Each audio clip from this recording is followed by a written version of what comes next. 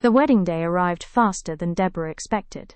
The air inside Rachel's family house was filled with excitement, music, laughter, and constant movement.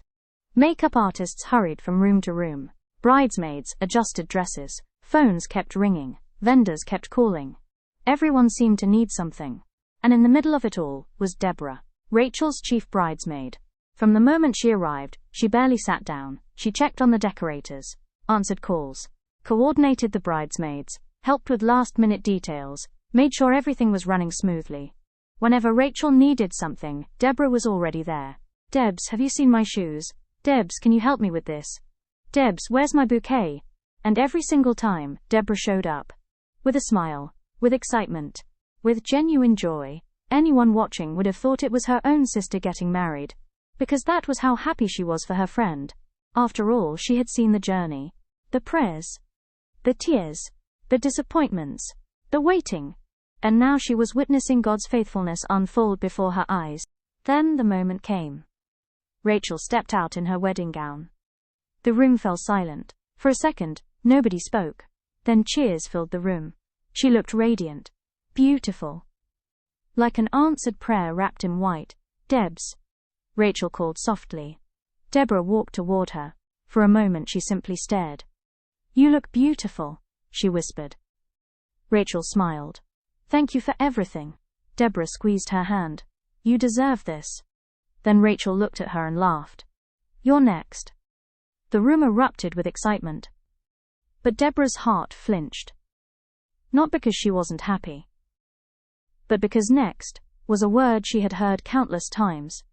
From friends, from aunties, from church members, from people who had no idea how heavy waiting could sometimes feel.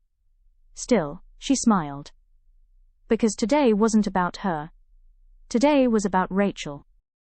The ceremony was beautiful. Family and friends filled the church. The worship was heartfelt.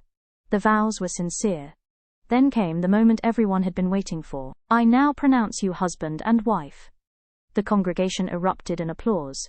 Rachel and her husband beamed with joy. Deborah clapped with everyone else, a smile on her face, tears in her eyes.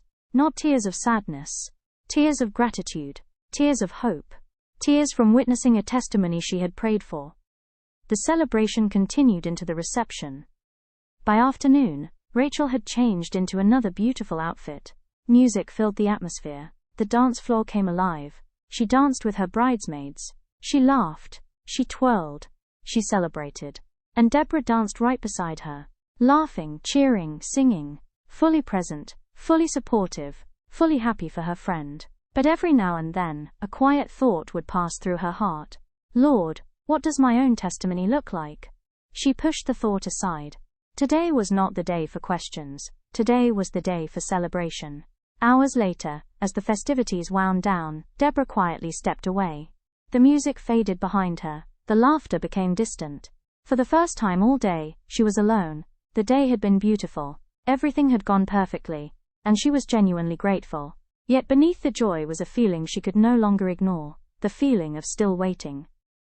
That night, Deborah sat in front of her mirror. The room was quiet. Her makeup was slightly worn. Her dress had been changed. The excitement of the day was over. As she looked at her reflection, tears slowly rolled down her cheeks. Not because she was jealous. Not because she regretted celebrating. But because waiting had become harder than she wanted to admit. For years she and Rachel had walked the same road. Now one had crossed into a new season. And one remained. Deborah placed a hand over her heart, looked at herself in the mirror, and took a deep breath. "God has not forgotten me." Her voice trembled. Another tear fell. "My time will come." She didn't know when. She didn't know how. But deep inside she knew this. The God who remembered Rachel had not forgotten Deborah. And as she wiped away her tears, hope remained.